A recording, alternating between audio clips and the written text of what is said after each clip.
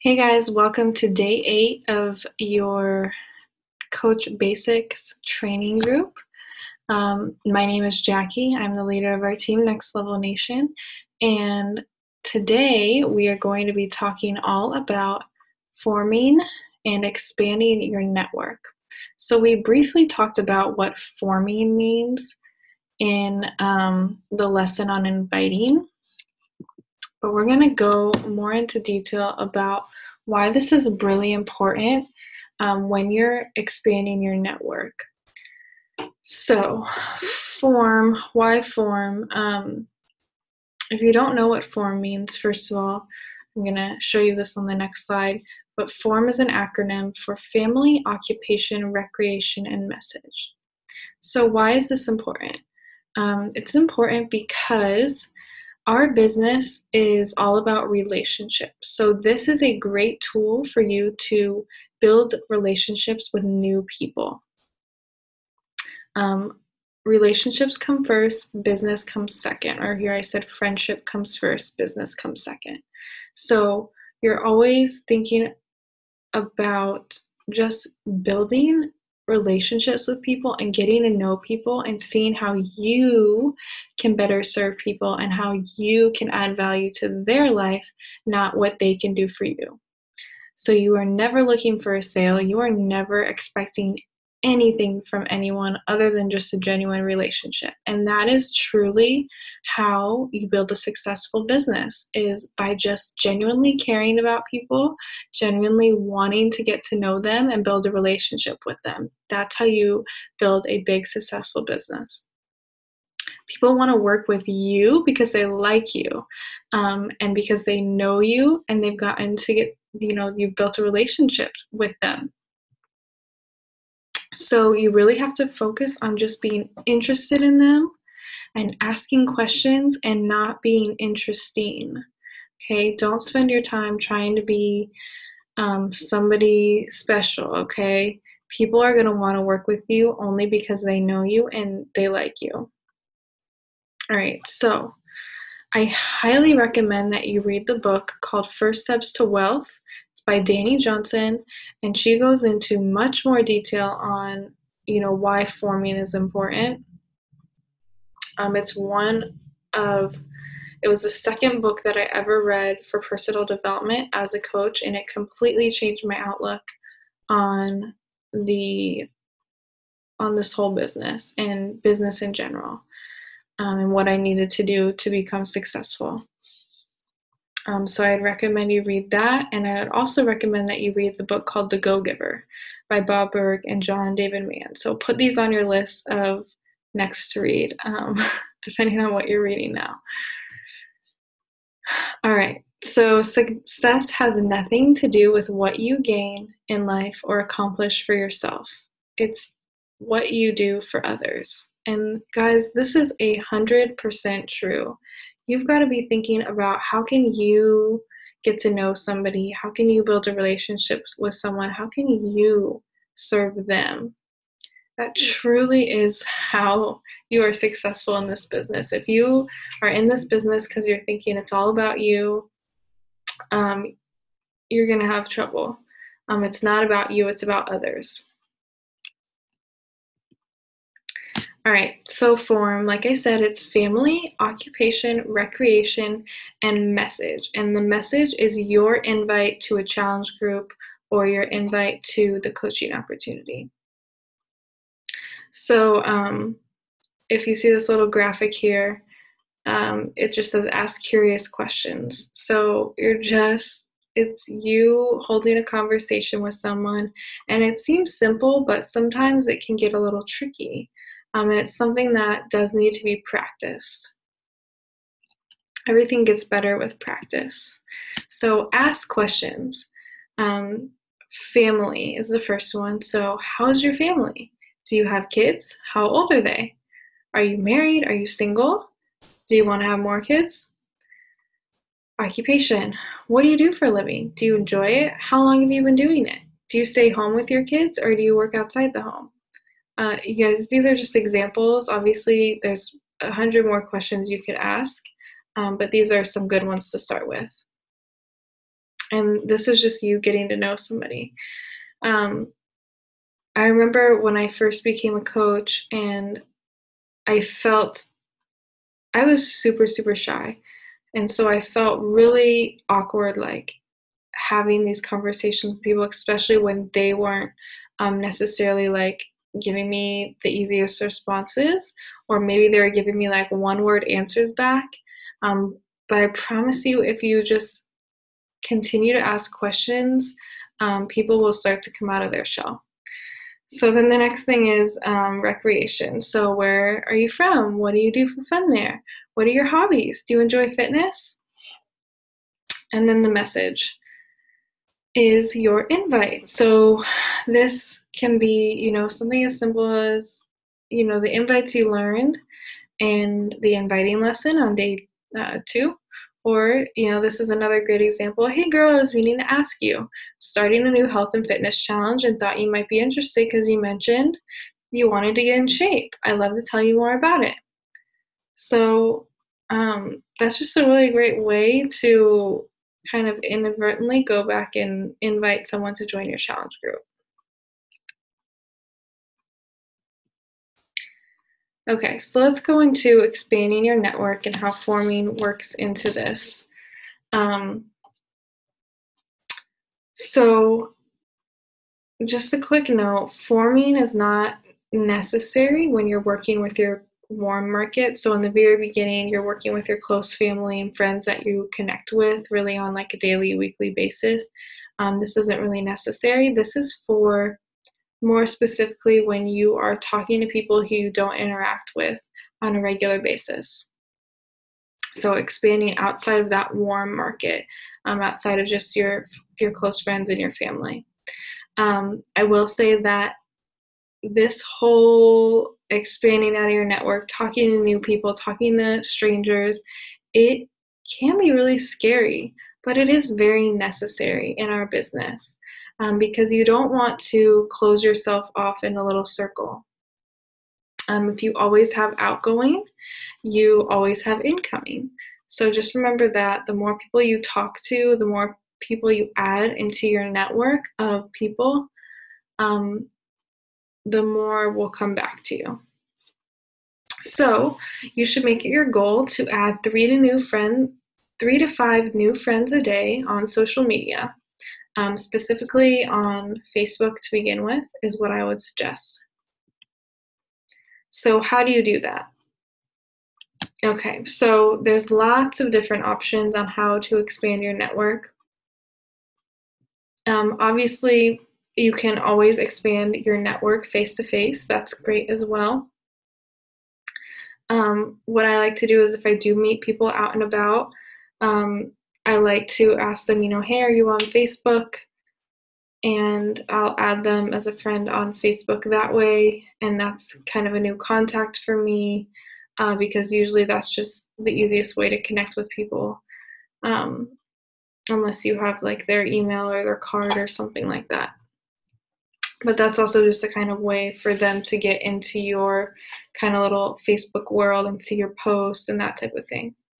So another way is just to simply add mutual friends or people you may know on Facebook. So you can actually type in the search bar on Facebook, people you may know, and Facebook will come up with a list of people who are on Facebook that you might know. So you can go through and see like, oh yeah, I know this person through a friend of a friend or whatever. And, you can click to friend request them. And this is a really great way to do it as well. Or you can go to your friends list and see which mutual friends you might have that you aren't already connected with on Facebook and add them as friends. And what you want to do from here is just reach out to those people and send them a personal message, if they add you as a friend and say, hey, just wanted to connect with you. I remember you from this, that, and the other, and I just wanted to say hi, how are you doing? I know it's been a long time, that type of thing, and just connect and start forming them. Okay, because the goal here is just to build relationships, right? It's not to do anything else other than just connect. Um, and then the next easiest way to really kind of expand your network is just reconnecting with friends who are already on your list. So when I started as a coach, I had like 700 friends on Facebook, and I maybe interacted with about 25 of them. So I had tons of friends from high school and from college who I did not really know barely at all. I had obviously come in contact with them in some way, shape, or form back in the day, but I didn't know them. And so what I would recommend you doing is just going through your friends list and starting to reconnect with people. Yes, it is uncomfortable to connect with people from high school who you didn't necessarily have a relationship with back then. But this is a great way to do it. That's how I've made so many amazing relationships with you guys. And I have a lot of coaches on my team who, I went to high school with. We weren't best friends in high school or anything, but I just reached out and got to know them, um, and was just bold enough to invite them and thought maybe I have something that they need. I don't know, but maybe I do. And we became friends, and they wanted to join. So um, what you can do is you can just reconnect with these people. Message them, say, hey, it's been 5 years since we've chatted, or since I've seen you. How are you doing? Are you married? Do you have kids? Like, just reconnect and engage with them. It's really simple.